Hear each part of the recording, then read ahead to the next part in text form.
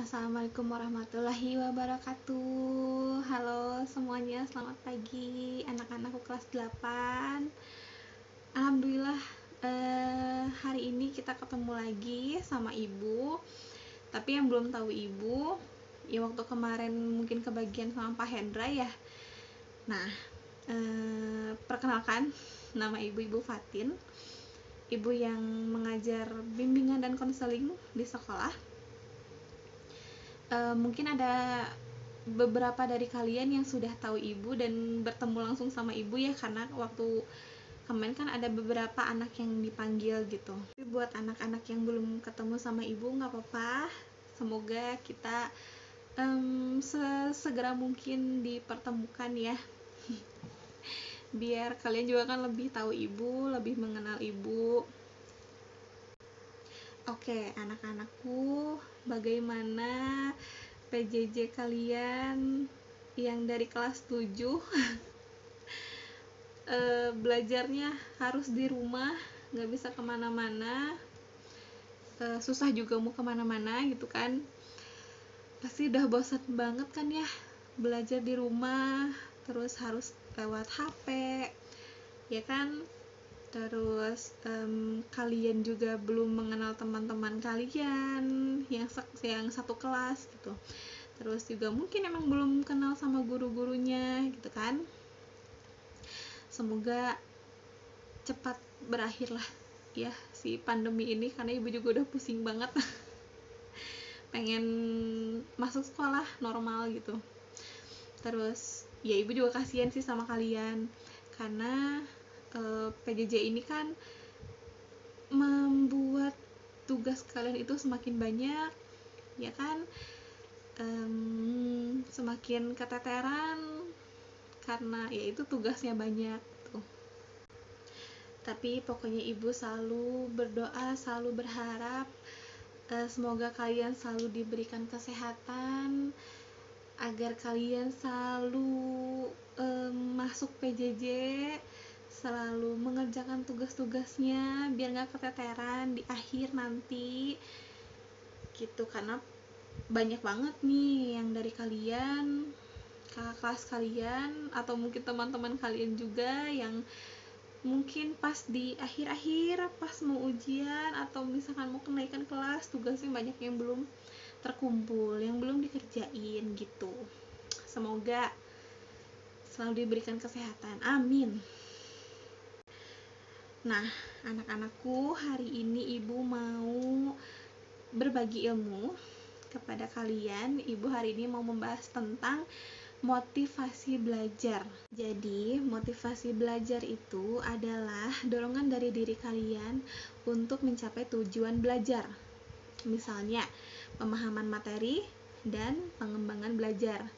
Karena dengan adanya motivasi belajar, itu senantiasa membuat kalian tuh selalu semangat untuk belajar tanpa ada paksaan dari siapapun. Karena kan banyak ya orang tua yang selalu mengeluhkan karena anaknya selalu harus dipaksa buat belajar karena anaknya malas ya kan.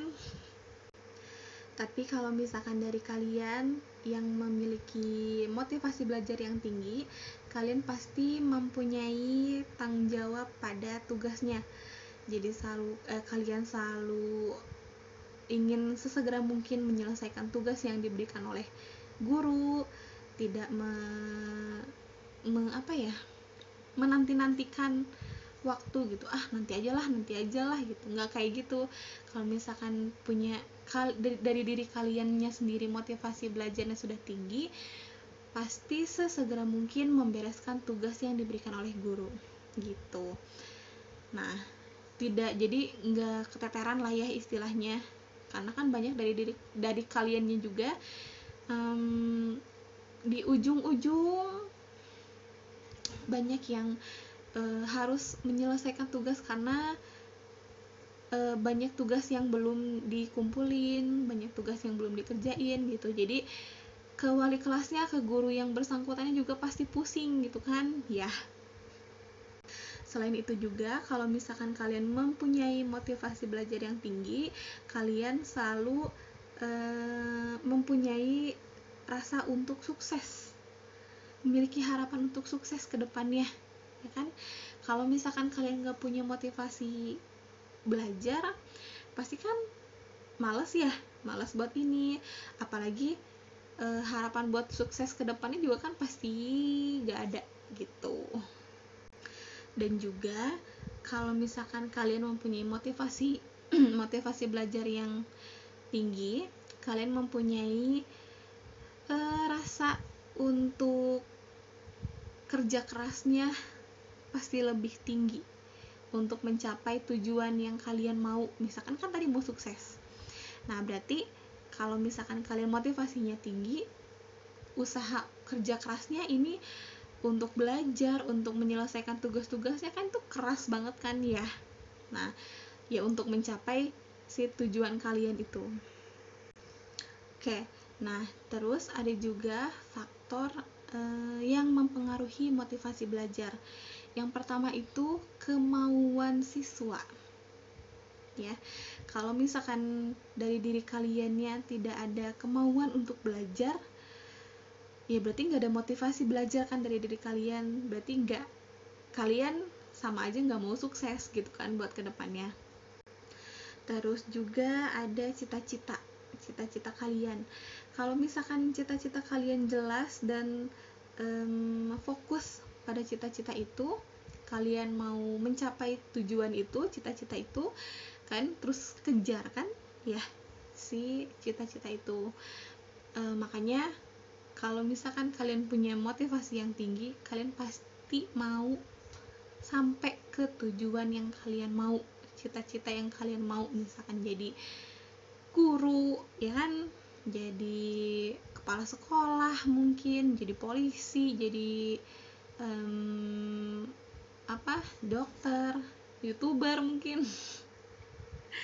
Ya semua cita-cita harus kalian capai ya. Tapi yang terpenting di dalam motivasi belajar itu harus ada kemauan dari diri kalian untuk mau belajar tanpa ada paksaan dari siapapun. Kalau misalkan gak ada kemauan, ya udah berarti kalian mau apa gitu kan, ya sekolah mau apa gitu kalau misalkan gak ada kemauan. Jadi intinya harus ada kemauan untuk belajar dari diri kaliannya sendiri gitu. Nah tapi mungkin dari kalian bingung ya, kalau misalkan sekarang saya emang motivasi belajarnya kurang nih, rendah nih, tapi mau ditingkatkannya lagi gimana ya kan gitu. Jadi gimana sih caranya untuk meningkatkan motivasi belajar? Yang pertama, gunakan metode belajar dengan tepat. Nah nanti di pertemuan selanjutnya Ibu akan membahas tentang beberapa metode belajar yang harus kalian tahu gitu, yang sesuai dengan diri kalian. Terus juga untuk kalian supaya motivasi belajarnya meningkat, gunakan media pembelajaran selain buku ya, misalkan dari internet ya kan. Sekarang kan apa-apa Google ya kan. Pasti deh kalian kalau misalkan ngerjain tugas terus kalian nggak tahu, nggak paham, terus nyari jawabannya di Google kan ada ya di Google ya jawabannya. Nah manfaatkan teknologi yang ada sekarang untuk pembelajaran ya. Jadi jangan pakai internet dengan hal-hal yang tidak bermanfaat gitu. Nah terus juga untuk meningkatkan motivasi belajar, kalian bisa membentuk kelompok belajar sama teman-teman kalian, bisa melalui media sosial kan, karena sekarang susah ya mau ketemu sama teman-teman ya kan, mau diskusi bareng tatap muka gitu, nggak bisa kan. Nah sekarang manfaatkan media sosial yang ada ya, WhatsApp atau Telegram atau apapun gitu untuk diskusi ya gitu. Nah yang terakhir, jangan lupa sempatkan untuk istirahat sesudah belajar, karena kalau pun dipaksa untuk terus belajar, misalkan sehari 6 jam, itu kan lama banget ya. Ibu aja paling bisa fokusnya cuma 2 jam gitu kan. Kalau misalkan terus-terusan 6 jam per hari gak ada istirahatnya gitu kan, puyeng juga ya gitu. Jadi seudah belajar 2 jam sekali kan di PJJ udah pelajaran 1 ada istirahatnya lah ya, 10 atau 15 menit gitu. Nah, sempatkan waktu untuk istirahat dulu gitu, biar motivasi dari diri kalian ini juga tetap tinggi, nggak langsung ngedrop gitu kan karena capek gitu. Oke, anak-anakku, mungkin segitu dulu yang bisa ibu sampaikan karena waktunya juga cuma sebentar banget, setengah jam, belum absen ya.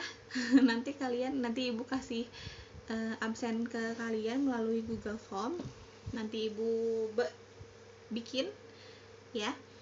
Tapi semoga untuk hari ini materi yang ibu sampaikan bermanfaat untuk kalian.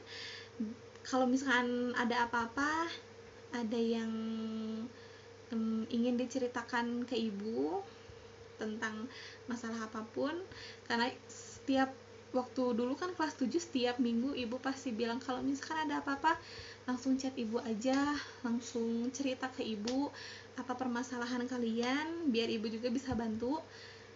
Karena kasian ya kalau misalkan kalian bingung sendiri gitu ya. Kalau misalkan ada apa-apa, mending cerita ke ibu deh. Yuk kita selesaikan masalah bareng-bareng. Oke, terima kasih atas perhatian kalian. Ibu ucapkan Assalamualaikum warahmatullahi wabarakatuh.